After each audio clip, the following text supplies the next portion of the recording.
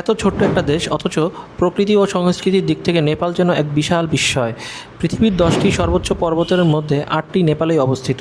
আর সেই কারণেই নেপালকে বলা হয় ল্যান্ড অফ দ্য হিমালয়াস।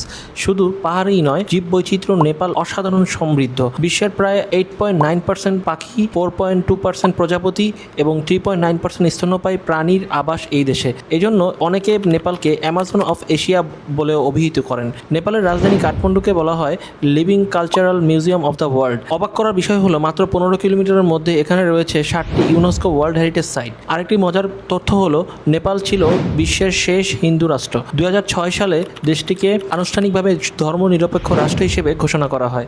আপনি যদি নেপালে ভ্রমণে যান তাহলে স্থানীয় মানুষদের কাছ থেকে সবচেয়ে বেশি যে শুভেচ্ছা শুনবেন তা হলো নামাস্তে। আর শেরপা সম্প্রদায়ের মানুষজন বলে তাসি দেলেক। এর অর্থ হলো I salute the God in you. তাই মাত্র 9,990 টাকায় 3 দিন 2 রাতের এই প্যাকেজে ঘুরে আসুন। বিস্তারিত জানতে ইনবক্স করুন অথবা স্ক্রিনে দেওয়া নম্বরে যোগাযোগ করুন।